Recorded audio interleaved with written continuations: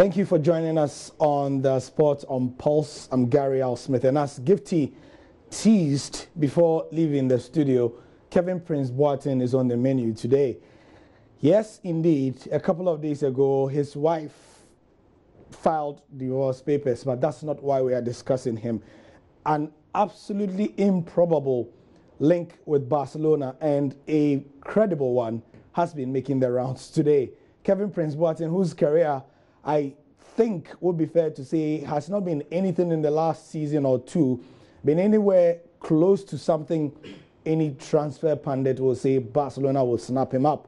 However, there it is, and there you go. It's, from all indications, a done deal, as Ernesto Valverde seems to want the Ghanaian there. We'll be looking at that. Incredible, really.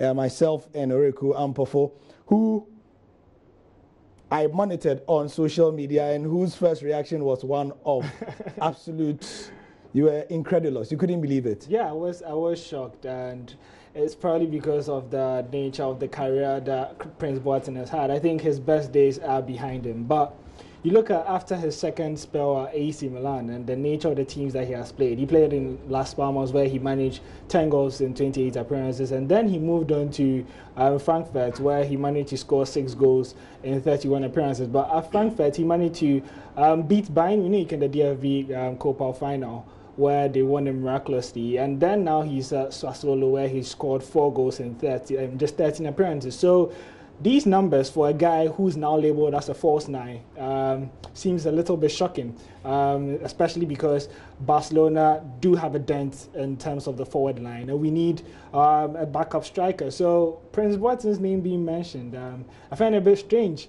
But you look at the positive side, he does bring experience and some versatility. And the only worry for Barcelona would be his injury record. 30 injuries since 2009. That's 3 injuries per season, and that would be very, very bad to have your recruitment supposed to be a backup striker getting injured. So I'm not sure that's what Barcelona want. But if he is fit on a good day, he should be a good player. And before Barcelona do sign him, he may have to take down that post. When Ronaldo did score a hat-trick against Spain in the World Cup, he said that Ronaldo is the best. Is the best player. So he may have to take down that post before he joins. But even if he took down that post, everybody would have known that this is what he really thinks. Yeah, I think so. And previously, if you do monitor his social media, he has put out a lot of hate tweets for FC Barcelona. So I do find it a bit surprising, but it is desperate times for Barcelona. You look at so let's come to that. Why is it desperate times for? You look at it is kind of confusing looking at the policy of the club, selling Munir for just £1 million, and he is one of their own in terms of coming up through the academy and all. So Alsace also left to Dortmund before this transfer window. So they have been a little bit short in depth in terms of the forward line. You realize that when Suarez was absent during the Copa del Rey, Dembele had to play a false nine. So we know that FC Barcelona are in the market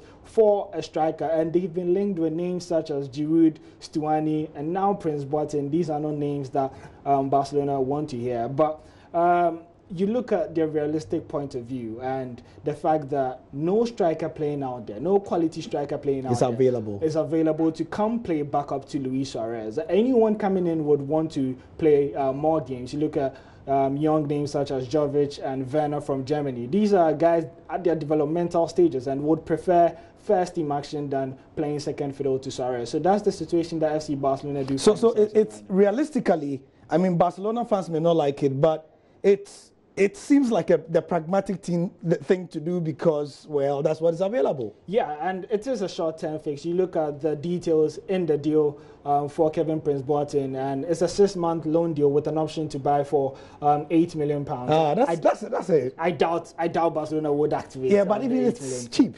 Yeah, it's very cheap in case he does impress and they do want to go for him.